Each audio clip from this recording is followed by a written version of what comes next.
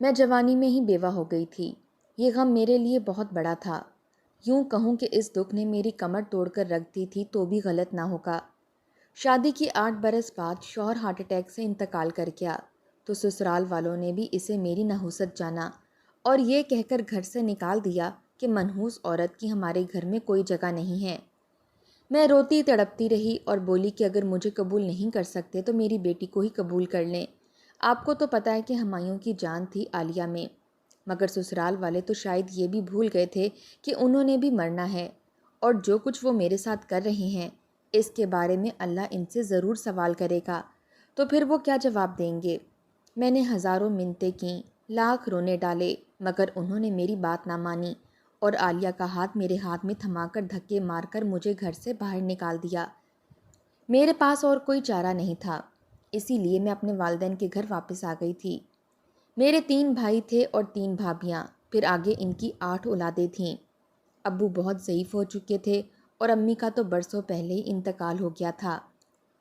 ابو نے مجھے خندہ پیشانی سے قبول کیا تھا، جبکہ میرے بھائیوں کی تو سانس ہی رک گئی تھی کہ بہن گھر پر آ گئی ہے تو اس کا خرچہ بھی اٹھانا پڑے گا۔ ان کا رویہ میرے ساتھ خراب تھا۔ بھابیوں نے تو مجھے بلانا بھی چھوڑ دیا تھا۔ تب ابو کہنے لگے کہ میری بیٹی کی کفالت کی ذمہ داری میرے سر پر ہے۔ شکر خدا کا کہ مجھے ہر ماہ پینشن کے پیسے مل جاتے ہیں، اسی لیے تم لوگوں کو فکر کرنے کی ضرورت نہیں ہے۔ میں اپنی بیٹی اور نواسی کا خیال رکھ سکتا ہوں۔ یہ باتیں سن کر میرے بھائی ذرا سے نرم پڑ گئے تھے، مگر بھابیوں کے تیور ابھی بھی خراب تھے۔ وہ کہنے لگیں کہ عالیہ اور تسلیم آ گئے ہیں تو ایک کمرہ انہوں نے بک کر لیا ہے، ہمارے گھر میں تو پہلے ہی رہنے کی جگہ نہیں ہے۔ اس چیز کے جواب میں بھی ابو ہی بولے تھے۔ وہ کہنے لگے میری بیٹی میرے کمرے میں رہ سکتی ہے۔ ابو، میں اور عالیہ ایک ہی کمرے میں رہنے لگے تھے۔ میں دیکھتی تھی کہ ابو سارا دن کھانستے رہتے تھے، ان کی طبیعت بہت خراب رہتی تھی، وہ ضعیف ہو چکے تھے۔ ایک دن مجھے کہنے لگے میری بات سنو۔ میں ان کے پاس جا کر بیٹھ گئی تو وہ بولے میرے ماتھے پر جھریاں نظر آ رہی ہیں نا؟ انہوں نے یہ بات اس لہجے میں کہی تھی کہ میری آنکھوں میں آنسو آ گئے تھے۔ وہ کہنے لگے رونا نہیں، ہمت کرو، میری بیٹی تو بہت بہادر ہے۔ اب میری بات تم نے بڑے غور سے سننی ہے۔ تم تو جانتی ہو کہ موت کا وقت مہیا نہیں ہوتا، کوئی جوانی میں چلا جاتا ہے تو کوئی بڑھاپے میں، مگر اب مجھے اپنی موت صاف نظر آ رہی ہے۔ مجھے علم ہے کہ میں زیادہ دیر تک زندہ نہیں رہوں گا، اسی لیے میری خواہش ہے کہ تمہاری شادی کر کے تمہیں اگلے گھر رخصت کر دوں۔ ابو کی بات سن کر تو میں گھبرا ہی گئی تھی۔ میں بولی یہ ناممکن ہے، میں دوسری شادی نہیں کر سکتی۔ ابو کہنے لگے ٹھیک ہے، نہ کرو شادی، اپنی بیٹی کو یوں ہی ذلیل و خوار ہوتا دیکھتی رہو۔ تو کیا میں نہیں دیکھتا کہ تمہارے بھائی اور بھابیاں تمہاری ننھی سی بیٹی کے ساتھ کیا سلوک کرتے ہیں؟ اگر وہ ایسے ہی ماحول میں رہی تو اس کی عزت نفس مجروح ہو جائے گی، وہ کبھی بھی سر اٹھا کر جی نہیں پائے گی، ہمیشہ لوگوں کی جوتی سیدھی کرتی رہے گی۔ کیا تمہیں یہ قبول ہے؟ میں ابو کی بات سن کر پھوٹ پھوٹ کر رونے لگی تھی۔ میں بولی ابو، اگر میں دوسری شادی کرتی ہوں تو کیا میرا شوہر میری بچی کو تسلیم کر لے گا؟ وہ بھی تو ساری زندگی میری بچی پر ظلم ہی ڈھائے گا نا۔ ابو کہنے لگے میں تمہارے لیے ایسا رشتہ ڈھونڈوں گا ہی نہیں، میں سوچ سمجھ کر فیصلہ کروں گا۔ میں چاہتا ہوں کہ تم اپنی بیٹی کی خاطر شادی کر لو۔ میں ابو کی باتیں سن کر چپ رہی تھی۔ سچ کہوں تو میں اپنی بیٹی کی وجہ سے شادی نہیں کرنا چاہتی تھی۔ مجھے نہیں معلوم تھا کہ سوتیلا باپ میری بیٹی کے ساتھ کیا سلوک کرنے والا تھا، وہ ایک نوالے کے بدلے اسے کتنے تانے دینے والا تھا۔ یہ باتیں سوچ سوچ کر میرا دل گھبراتا رہتا تھا، مگر جب اپنے بھائیوں اور بھابھیوں کے ماتھوں پر سلوٹے دیکھتی تو میرا دل بیٹھنے لگتا تھا۔ میں نے ابو سے کئی بار کہا کہ میں یہ شادی نہیں کرنا چاہتی، مگر ابو نے مجھے واسطے قسمیں دے کر منا لیا تھا، اور یوں ابو کے انتقال سے محض 2 ہفتے قبل میں جنید کی بیوی بن کر اس کے گھر آ گئی تھی۔ اس نے مجھ سے وعدہ کیا تھا کہ وہ میری عالیہ کو ہمیشہ ہر چیز میں اول رکھے گا اور اس کا خیال رکھے گا، اسے بیٹیوں والا سامان دے گا۔ مجھے اس کی باتوں پر یقین نہیں آیا تھا۔ مجھے معلوم ہے کہ لوگ شروع میں قسمیں وعدے کرتے ہی ہیں، مگر بعد میں وہ یہ باتیں بھول جاتے ہیں۔ میں اپنی بیٹی کے لیے بہت پریشان رہتی تھی۔ مجھے یہ بھی سمجھ نہیں آتی تھی کہ کیا میری بیٹی انجان شخص کو اپنے باپ کی طرح تسلیم کرے گی بھی یا نہیں۔ میں یہی باتیں سوچ سوچ کر افسردہ ہوتی رہتی تھی۔ جنید نے میری پریشانی دیکھی تو کہنے لگا تم پریشان ہونا چھوڑ دو، میں تمہیں کبھی شکایت کا موقع نہیں دوں گا۔ مگر میرا دل کہاں مانتا تھا۔ پھر میں نے محسوس کیا کہ جنید ایک اچھا انسان ہے۔ وہ عالیہ کے ساتھ اپنا رشتہ استوار کرنے کی کوشش کیا کرتا تھا۔ کبھی عالیہ کے لیے چاکلیٹ لے کر آتا تو کبھی کھلونے۔ اکثر وہ اسے اپنے ساتھ باہر کھیلنے کے لیے بھی لے کر جایا کرتا تھا۔ جب عالیہ واپس آتی تو بہت خوش دکھائی دیتی تھی۔ اب عالیہ بھی آہستہ آہستہ جنید کے ساتھ گھل مل گئی تھی۔ وہ اسے ابو کہنے لگی تھی۔ جنید بھی اس کا بہت خیال رکھتا تھا، اور یہ سب دیکھ کر میری فکر اور پریشانی ختم ہو گئی تھی، چونکہ مجھے اور میری بیٹی کو ایک محفوظ چھت مل گئی تھی۔ وہ شخص جو میرا شوہر بنا تھا وہ میری بیٹی کا بھی بہت خیال رکھتا تھا، اور ایک طرف میرے سگے بھائی تھے جو مجھے اور میری بیٹی کو دیکھنے کے بھی روادار نہیں تھے۔ میری عالیہ 7 برس کی تھی جب جنید ہماری زندگی میں شامل ہوا تھا۔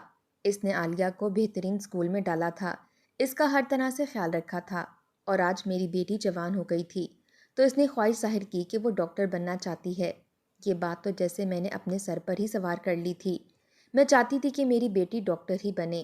میں نے یہ بات جنید سے بھی کی تھی۔ وہ کہنے لگا تمہیں فکر مند ہونے کی ضرورت نہیں ہے، میں جانوں اور میرا کام۔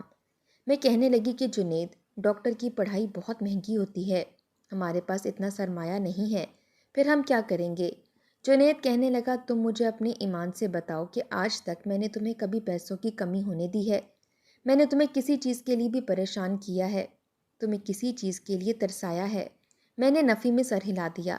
جنید، آپ نے تو ہمارا بہت خیال رکھا ہے، آپ نے ہمیں ہر چیز دی ہے۔ تو جنید کہنے لگا پھر فکر کس بات کی ہے؟ میں عالیہ کو ضرور ڈاکٹر بناؤں گا۔ پھر جنید نے جیسے کہا تھا اس نے ویسا ہی کیا۔ مجھے نہیں علم کہ اس نے پیسوں کا انتظام کہاں سے کیا تھا، اس کے پاس پیسے کہاں سے آئے تھے۔ جنید نے عالیہ کے سارے خرچ برداشت کیے تھے، اور آج میں یہ بات فخریہ کہہ سکتی ہوں کہ میری بیٹی میرے شوہر کی وجہ سے ڈاکٹر بن گئی ہے۔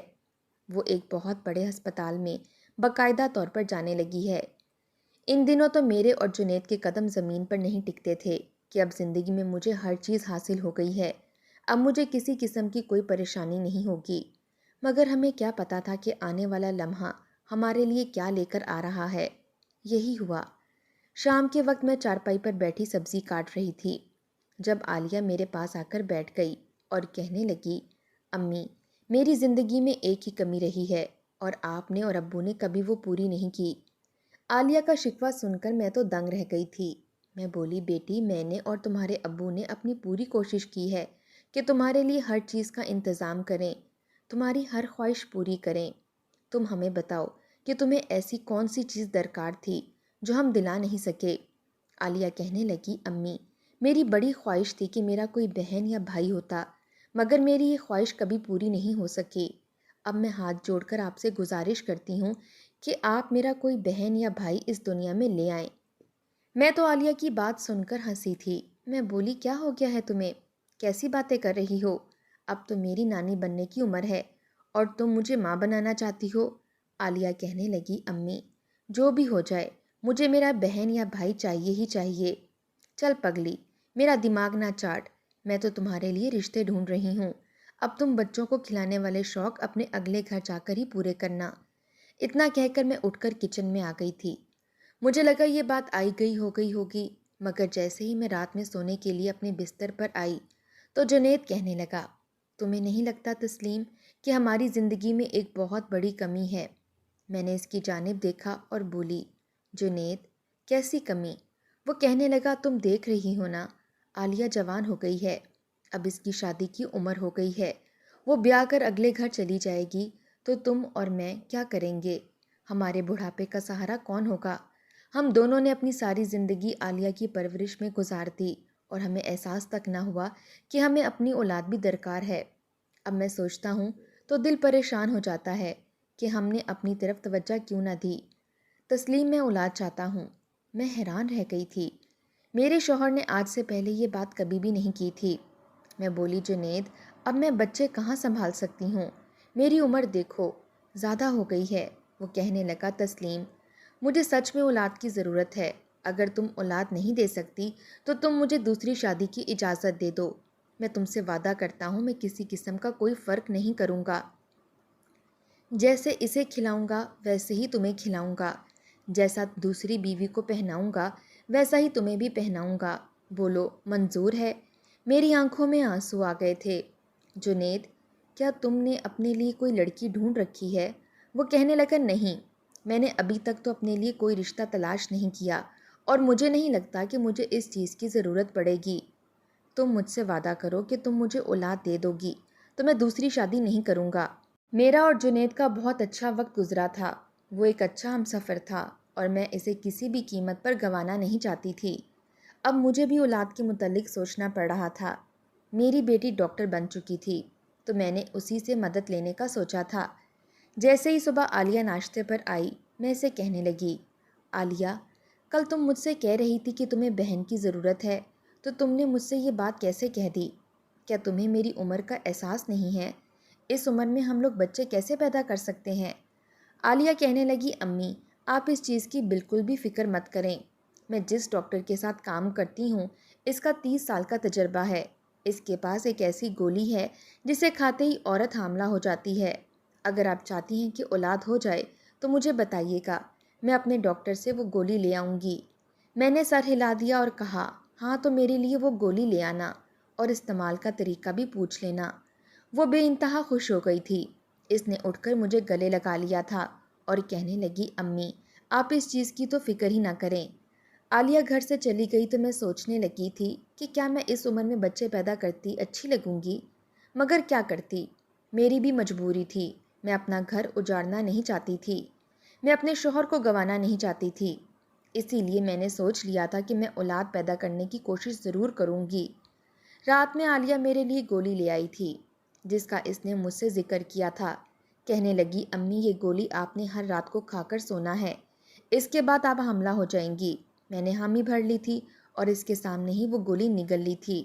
ابھی تھوڑی ہی دیر گزری تھی کہ مجھے نیند آنے لگی تھی، سر چکرانے لگا تھا۔ میں بولی، مجھے تو نیند آ رہی ہے، یہ کیسی گولی ہے؟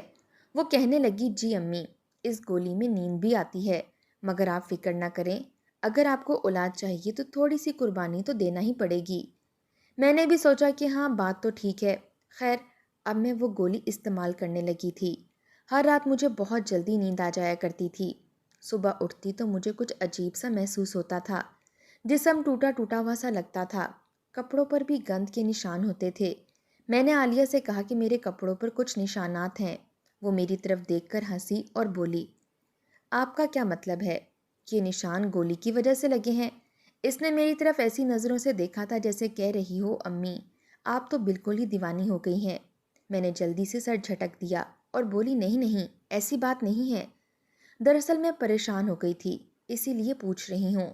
وہ کہنے لگی، امی، مجھے نہیں معلوم، آپ یہ بات ابو سے پوچھیں، کیونکہ میں تو اپنے کمرے میں سوئی ہوئی ہوتی ہوں۔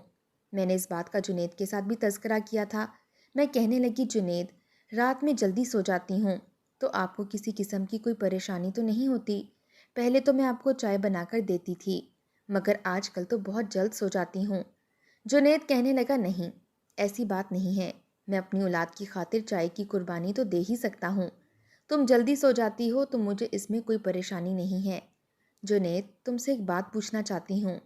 کہنے لگا، ہاں ہاں، کہو۔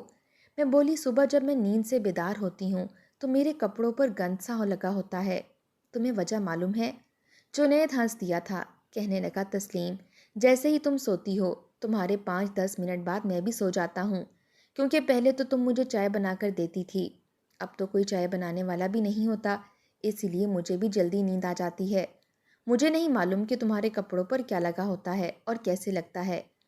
جنید کی باتیں سن کر میں نے سوچا کہ مجھے بلا وجہ پریشان نہیں ہونا چاہیے، یہ بس میرا وہم ہی ہوگا، اسی لیے میں نے اس بات کو نظر انداز کر دیا تھا۔ اب مجھے عالیہ کی فکر رہنے لگی تھی۔ میں نے جنید سے کہا کہ عالیہ اب جوان ہو گئی ہے، ہمیں اس کی شادی کا کوئی انتظام کرنا چاہیے۔ وہ کہنے لگا، ہاں، کیوں نہیں، تم کسی رشتے کرانے والی عورت سے بات کرو اور ان سے کہو کہ ہماری بیٹی کے لیے رشتہ تلاش کرے۔ مجھے جنید کی بات اچھی لگی تھی، اسی لیے میں نے فوراً سے رشتے کرانے والی عورت سے رابطہ کیا تھا اور اسے کہا تھا کہ میری بیٹی کے لیے ایک مناسب سا رشتہ ڈھونڈے۔ وہ کہنے لگی، تم فکر ہی نہ کرو، تمہاری لڑکی خوبصورت بھی ہے اور پڑھی لکھی بھی، سب سے بڑی بات یہ کہ وہ تو ڈاکٹر ہے، اس کے لیے تو جھٹ سے رشتہ مل جائے گا۔ میں یہ بات سن کر مطمئن ہو گئی تھی۔ اگلے ہی دن وہ عورت ایک رشتہ لے کر ہمارے گھر آ گئی تھی۔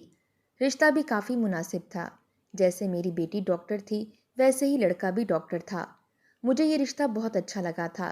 میں نے کہا کہ میں اپنے شوہر سے مشورہ کر کے آپ کو کوئی جواب دوں گی، اور میں نے ایسا اس لیے کہا تھا کہ اس وقت جنید گھر پر موجود نہیں تھے۔ وہ لوگ لڑکے کی تصویر ہمیں دے گئے تھے۔ میں نے عالیہ کو لڑکے کی تصویر دکھائی تو عالیہ مسکرا کر کہنے لگی، امی لڑکا تو مناسب ہے، آگے جیسے آپ کی اور ابو کی مرضی۔ میں اس کی طرف سے اچھا جواب پا کر خوش ہو گئی تھی۔ اب مجھے جنید کی واپسی کی فکر تھی۔ میں چاہتی تھی کہ وہ گھر واپس آئے تاکہ میں اسے لڑکے کی تصویر دکھا سکوں۔ جنید جب گھر آیا تو میں نے اسے کہا کہ دیکھو، ہماری بیٹی کے لیے ایک ڈاکٹر کا رشتہ آیا ہے، تمہیں کیسا لگا؟ جنید نے تصویر دیکھی تو وہ کچھ بجھ سا گیا تھا، کہنے لگا لڑکا مناسب ہے، پہلے تم عالیہ سے پوچھ لو۔ میں بولی عالیہ کو بھی یہ لڑکا منظور ہے۔ میری بات سن کر جنید کے چہرے کی رنگت اڑ گئی تھی۔ وہ کہنے لگا ماں بیٹی نے رشتہ پسند کر کے مجھے بتا دیا ہے، یہ بھی بڑا احسان ہے۔ تمہیں تو چاہیے تھا کہ عالیہ کو رخصت کر کے ہی مجھے بتا دیتی کہ میں نے اپنی بیٹی کی شادی کر دی ہے۔ میں بولی جنید یہ تم کیسی باتیں کر رہے ہو؟ میں تم سے مشورہ کیے بغیر کوئی بھی قدم نہیں اٹھا سکتی۔ میں نے تو لڑکے والوں سے بھی یہی کہا ہے کہ میں ابھی کوئی جواب نہیں دے سکتی، پہلے اپنے شوہر سے مشورہ کروں گی۔ جنید نے نفی میں سر ہلایا اور کہنے لگا بس بس رہنے دو، تم لوگوں نے جو کرنا تھا وہ کر لیا۔ اتنا کہہ کر وہ اپنے کمرے میں چلا گیا۔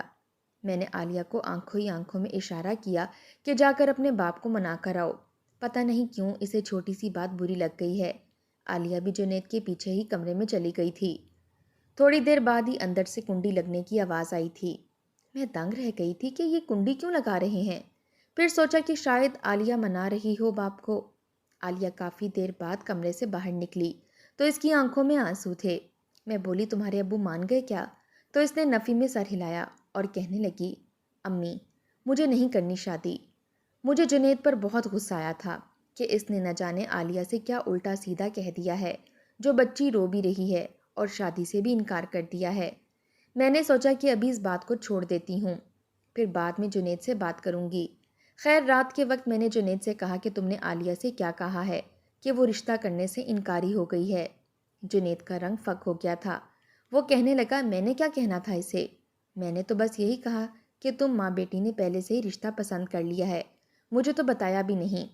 میں چپ کر گئی تھی۔ میں صبح عالیہ کے پاس آئی تو عالیہ اسپتال جانے کے لیے بالکل تیار کھڑی تھی۔ عالیہ میں نے آج لڑکے والوں کو فون کرنا ہے، میں حامی بھر دوں گی۔ عالیہ نے نفی میں سر ہلا دیا۔ میں بولی آخر ایسا بھی کیا ہو گیا ہے کہ تم اس رشتے سے ہی انکاری ہو گئی ہو؟ تو وہ کہنے لگی امی میں شادی کے قابل ہی نہیں رہی۔ یہ بات سن کر تو مجھے زور کا جھٹکا لگا تھا۔ میں بولی تمہارا دماغ تو ٹھیک ہے، یہ تم کیا اول فول بک رہی ہو؟ عالیہ کہنے لگی امی میں نے جو کہا ہے بس اسی پر دھیان دیں، یہی آپ کے لیے بہتر ہوگا۔ اتنا کہہ کر وہ چلی گئی تھی اور مجھے اداسی نے گھیر لیا تھا۔ مجھے سمجھ نہیں آ رہا تھا کہ آخر ہوا کیا ہے۔ میں نے ڈاکٹر کے رشتے سے ابھی انکار نہیں کیا تھا۔ اب ان لوگوں کے ہر روز مجھے فون آتے اور وہ جواب طلب کرتے تھے، میں انہیں ٹال دیتی تھی۔ میں عالیہ کو منانا چاہتی تھی مگر عالیہ تو میرے ساتھ بات کرنے کو بھی تیار نہیں تھی۔ وہ ہر وقت کھوئی سی رہتی تھی۔ جب میں وجہ پوچھتی تو وہ مجھے نظر انداز کر دیتی تھی۔ عالیہ اب اپنے باپ کے ساتھ زیادہ اٹیچ ہو گئی تھی۔ مجھ سے اس نے بڑی دوری اختیار کر لی تھی۔ مجھے تو کچھ بھی سمجھ نہیں آ رہا تھا کہ آخر ہو کیا رہا ہے، کیونکہ میں تو رات کو گولی کھاتی تھی جس کی وجہ سے سارا دن بھی سوئی رہتی تھی اور بدن بھی تھکاوٹ سے چور چور رہتا تھا۔ آج یہ جیسے ہی اسپتال سے واپس آئی اپنے باپ کے پاس جا کر بیٹھ گئی۔ وہ دونوں نہ جانے مجھ سے چھپ چھپ کر کیا باتیں کرتے رہتے تھے۔ اب میں اداس رہنے لگی تھی۔ میں نے محسوس کیا تھا کہ عالیہ کی آنکھوں میں بھی اداسی ہے۔ وہ مجھ سے کچھ کہنا چاہتی ہے مگر کہہ نہیں پاتی۔ میں نے سوچا کہ کیا پتہ وہ شادی کے لیے فکر مند ہو، اسی لیے میں نے ڈاکٹر والے رشتے سے انکار کر کے دوسرا رشتہ گھر پر بلوا لیا تھا، اور جنید کو بھی پہلے سے ہی خبردار کر دیا تھا کہ وہ گھر سے نہ نکلے، کیونکہ آج لڑکے والوں نے عالیہ کو دیکھنے آنا تھا۔ لڑکے والے ہمارے گھر آئے تو مجھے یہ رشتہ بھی مناسب لگا۔ میں نے جنید کی طرف اشارہ کیا کہ اس رشتے کو اوکے کر دیں، تبھی جنید لڑکے والوں سے الٹے سیدھے سوالات کرنے لگا۔ وہ کہنے لگا آپ لوگوں کا فرقہ کیا ہے؟ لڑکے والے کہنے لگے ہمیں فرقے سے کوئی غرض نہیں ہے، ہم مسلمان ہیں اور ہمارے لیے یہی کافی ہے کہ لڑکی بھی مسلمان ہو۔ مگر جنید پھر کہنے لگا لڑکا کتنے پیسے کماتا ہے اور لڑکے کا باپ کتنا کماتا ہے؟ لڑکے کی بیائی ہوئی بہنیں زیادہ عرصے کے لیے والدین کے گھر تو رہنے نہیں آتی۔ یہ باتیں سن کر لڑکے کی والدہ نے حیرت سے جنید کو دیکھا تھا اور پھر کہنے لگی، آپ سے مل کر اچھا لگا، پھر ملاقات ہوگی۔ اتنا کہہ کر وہ کچھ بھی کھائے پیے بغیر ہمارے گھر سے چلے گئے تھے۔ میں نے کھا جانے والی نگاہوں سے جنید کو دیکھا تھا اور بولی، یہ بھی بھلا کوئی سوال تھے کرنے والے؟ تم نے یہ سب باتیں ان سے کیوں پوچھیں؟ جنید کہنے لگا، ہماری بیٹی لاکھوں میں ایک ہے، یوں ہی کسی راہ چلتے سے اس کی شادی نہیں کرنی، اچھی طرح چھان بین کرنی ہے، اپنی تسلی کرنی ہے، پھر اس کی شادی کروں گا۔ میں نے تو اپنا سر دونوں ہاتھوں میں گرا لیا تھا، مجھے تو کچھ سمجھ نہیں آ رہی تھی کہ آخر یہ سب ہو کیا رہا ہے۔ یوں ہی 2-3 بار اور بھی عالیہ کے رشتے آئے تھے، مگر جنید نے کوئی نہ کوئی بہانہ تلاش کر کے رشتہ واپس کر دیا تھا۔ اب مجھے دال میں کچھ کالا لگنے لگا تھا۔ میں نے بھی سوچ لیا تھا کہ میں اب اپنے مکمل ہوش و حواس میں رہوں گی۔ یہ تبھی ممکن تھا جب میں عالیہ کی دی ہوئی گولی نہ کھاتی، اسی لیے آج رات میں نے وہ گولی نہیں کھائی تھی۔ خیر، آج بھی مجھے وقت سے ہی نیند آ گئی تھی، مگر آدھی رات کو میری آنکھ کسی کے بولنے کی آواز سے کھلی تھی۔ یہ آواز کسی اور کی نہیں، جنید کی تھی۔ وہ کہہ رہا تھا کہ میں تم سے بے تحاشا محبت کرتا ہوں، تمہیں پا لینے کے لیے میں نے بہت پاپڑ بیلے ہیں۔ تم یقین کرو، میں نے ایک بیوہ عورت سے شادی تو کر لی تھی، مگر مجھے اس سے کچھ بھی حاصل نہیں ہوا، نہ اولاد اور نہ ہی سکون۔ شاید میں یوں ہی اپنی بے رنگ زندگی گزار بھی لیتا اگر مجھے اس بات کا اندازہ نہ ہو جاتا کہ تم کتنی حسین ہو۔ میں نے ایک بیوہ عورت سے شادی کی تھی، شاید اسی چیز کا اجر اللہ نے مجھے تمہارے روپ میں دیا ہے۔ دیکھو، تم جوان بھی ہو اور حسین بھی، اور پھر تم مجھے کتنی آسانی سے میسر ہو گئی ہو۔ میں اللہ کا جتنا بھی شکر ادا کروں اتنا ہی کم ہے۔ یہ باتیں سن کر تو میں تھر تھر کانپنے لگی تھی۔ میرا شوہر جنید آخر کس سے محبت کا اظہار کر رہا تھا؟ کمرے میں مکمل طور پر اندھیرا تھا، اسی لیے میں کچھ دیکھ نہیں پائی تھی۔ میں نے ہمت جمع کی اور اٹھ کر کمرے کا بلب جلا دیا۔ یہ دیکھ کر تو جان ہی نکل گئی کہ جنید کے ساتھ ہماری پڑوسن کی بیٹی بیٹھی ہوئی تھی۔ میں ایک دم سے پھٹ پڑی تھی اور بولی، یہ سب کیا ہے جنید؟ جنید نے مجھے جاگتا دیکھا تو وہ گھبرا گیا۔ آج رات تم نے گولی نہیں کھائی کیا؟ میں نے آگے بڑھ کر جنید کے منہ پر تھپڑ دے مارا اور بولی، یہ سب کیا ہے؟ یہ کیا ڈرامہ ہے جنید؟ جنید کہنے لگا، ڈرامہ تو تم ہو، تم نے میری زندگی جہنم بنا دی ہے، میں تمہارے ساتھ بالکل بھی خوش نہیں ہوں، تمہیں ابھی طلاق دے کر اس گھر سے نکال دیتا ہوں۔ جنید نے بڑی آسانی سے مجھے 3 بار طلاق دے کر برسوں کی رفاقت توڑ دی تھی۔ میں لوٹی پھوٹی سی عالیہ کے کمرے میں آئی اور کہنے لگی، چلو اس گھر سے، تمہارے باپ نے مجھے طلاق دے دی ہے۔ عالیہ کہنے لگی، میں آپ کے ساتھ کہیں نہیں جاؤں گی۔ میں یہ بات سن کر دنگ رہ گئی تھی اور بولی، عالیہ، تم اپنی ماں کو چھوڑ رہی ہو؟ تو وہ کہنے لگی، آپ جیسی عورت کو میں ماں کہنا بھی پسند نہیں کرتی، مجھے سب معلوم ہے، آپ نے کس طرح میرے باپ کو زہر دے کر قتل کیا ہے۔ یہ بات سن کر تو میں تھر تھر کانپنے لگی تھی۔ عالیہ، تم اتنا بڑا الزام اپنی ماں پر کیسے لگا سکتی ہو؟ وہ کہنے لگی، میں آپ پر الزام نہیں لگا رہی، مجھے یہ سب باتیں ابو نے بتائی ہیں۔ یاد ہے جس روز میرے لیے ڈاکٹر لڑکے کا رشتہ آیا تھا، میں ابو کو منانے کے لیے ان کے کمرے میں گئی تھی، تب ابو نے اندر سے کنڈی لگا کر مجھے ساری باتیں بتا دی تھیں۔ وہ کہنے لگے تھے کہ میں تمہیں ایک راز کی بات بتانے والا ہوں، تمہاری ماں نے تمہارے حقیقی باپ کو زہر دے کر مار دیا تھا کیونکہ وہ مجھ سے شادی کرنا چاہتی تھی۔ اب تم اس لڑکے سے شادی کر لو، مگر یہ نہ ہو کہ تم کسی اور کو پسند کر لو اور پھر اپنی ماں کی طرح ڈاکٹر لڑکے کو زہر دے کر مار دو۔ تب مجھے احساس ہوا کہ مجھے یہ شادی نہیں کرنی چاہیے، میں تو شادی کے قابل ہی نہیں تھی۔ اگر میں بھی اپنی ماں کی طرح ہی نکلتی تو کیا ہوتا؟ میں آپ کی طرح قاتل نہیں بننا چاہتی تھی، اسی لیے میں نے شادی سے انکار کر دیا۔ میں پھوٹ پھوٹ کر رونے لگی تھی اور قسمیں کھا کھا کر عالیہ کو یقین دلانے لگی تھی کہ میں نے ایسا کچھ نہیں کیا۔ میں تو جنید کو جانتی بھی نہیں تھی، ابو نے ہی میرا رشتہ ڈھونڈا تھا اور انہوں نے ہی میری شادی کروائی تھی۔ میں نے بڑی مشکل سے عالیہ کو اپنے ساتھ چلنے پر مجبور کیا تھا۔ میں اپنے بھائیوں کے گھر آ گئی تھی، مجھے دیکھ کر میری بھابھیوں نے ماتھے پر بل ڈال لیے تھے۔ وہ کہنے لگیں، اب کیا کرنے آئی ہو؟ ہمارے حصے کی تو ساری زمین ہڑپ کر گئی ہو۔ میں یہ بات سن کر حیران ہوئی اور بولی، یہ آپ کیا کہہ رہی ہیں؟ بھابھی کہنے لگیں، زیادہ بھولی مت بنو، ہمیں سب علم ہے کہ جب تمہارے باپ نے تمہاری شادی جنید کے ساتھ کی تھی تب اپنی آدھی جائیداد انہوں نے جنید کے نام پر لگائی تھی۔ اب میں سارا قصہ سمجھ گئی تھی۔ جنید نے شاید مجھ سے شادی بھی فقط اسی لیے کی تھی کہ اسے ابو نے زمین اور جائیداد دی تھی، اور اس نے عالیہ کو پڑھایا لکھایا بھی انہی کے پیسوں سے۔ عالیہ نے مجھے بتایا کہ وہ گولی جو ہر رات میں کھاتی تھی وہ عالیہ اپنی ڈاکٹر سے لے کر نہیں آئی تھی، بلکہ وہ بھی جنید نے ہی عالیہ کو دی تھی، یہ کہہ کر کہ مجھے اپنا وارث چاہیے، تمہاری ماں تو تمہیں اپنے ساتھ لے کر آئی تھی، اس لیے اس نے میرا بچہ پیدا نہیں کیا۔ یہ بات سن کر عالیہ کا دل ٹوٹ گیا تھا، اسی لیے اس نے جنید کی خواہش کو اپنی خواہش بنا کر میرے سامنے پیش کیا تھا تاکہ میں انکار نہ کر سکوں۔ اس سب کے پیچھے جنید کی مکروہ پلاننگ چھپی ہوئی تھی۔ اس نے محلے کی ایک جوان لڑکی سے چھپ کر نکاح کر لیا تھا۔ وہ مجھے موزر صحت گولی کھلا رہا تھا تاکہ میں جلد از جلد بستر پر پڑ جاؤں اور وہ کھلم کھلا اپنی شادی کا اعلان کر دے۔ جہاں تک عالیہ کی شادی کی بات رہی تو عالیہ کی شادی بھی وہ اسی لیے نہیں ہونے دینا چاہتا تھا کیونکہ اب وہ گھر میں بیٹھ کر کھانا چاہتا تھا۔ اس کی یہ پلاننگ تھی کہ عالیہ کمائے گی اور وہ بیٹھ کر کھائے گا۔ اب مجھے اور عالیہ کو اس کی حقیقت معلوم ہو چکی تھی کہ ہم ماں بیٹی نے کتنے برس ایک دھوکے باز شخص کے ساتھ گزار دیے اور ہمیں اس کے دھوکے کا علم ہی نہیں ہوا۔ اللہ کا لاکھ لاکھ شکر ہے کہ اس نے میرا نقصان ہونے سے پہلے ہی مجھے جنید کی اصلیت دکھا دی تھی۔